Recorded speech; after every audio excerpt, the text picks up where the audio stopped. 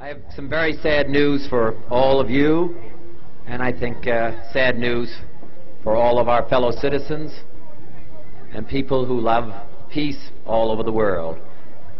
And that is that Martin Luther King was shot and was killed tonight in Memphis, Tennessee. Martin Luther King dedicated his life to love and to justice between fellow human beings. He died in the cause of that effort. In this difficult day, in this difficult time for the United States, it's perhaps well to ask what kind of a nation we are and what direction we want to move in. For those of you who are black, considering the evidence evidently is that there were white people who were responsible, you can be filled with bitterness and with hatred and a desire for revenge. We can move in that direction as a country, in greater polarization, black people amongst blacks and white amongst whites, filled with hatred toward one another. Or we can make an effort, as Martin Luther King did, to understand and to comprehend and replace that violence, that stain of bloodshed that is spread across our land, with an effort to understand compassion and love. For those of you who are black and are tempted to be filled with hatred and mistrust of the injustice of such an act against all white people, I would only say that I can also feel in my own heart the same kind of feeling. I had a member of my family killed, but he was killed by a white man. But we have to make an effort in the United States.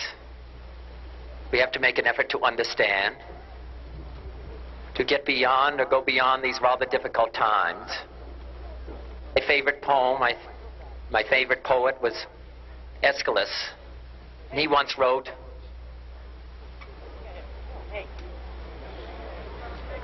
"Even in our sleep, pain which cannot forget falls drop by drop upon the heart, until in our own despair, against our will, comes wisdom through the awful grace of God."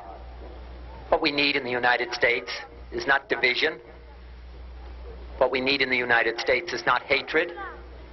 What we need in the United States is not violence and lawlessness, but is love and wisdom and compassion toward one another, feeling of justice toward those who still suffer within our country, whether they be white or whether they be black.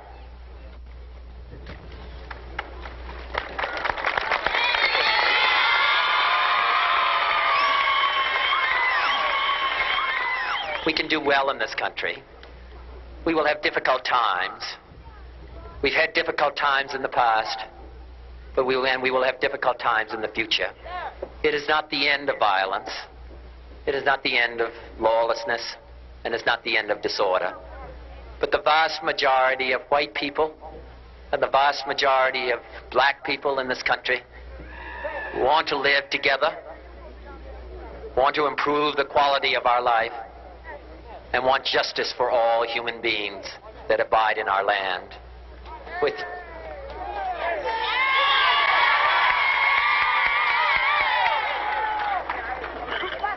And dedicate ourselves to what the Greeks wrote so many years ago, to tame the savageness of man and make gentle the life of this world.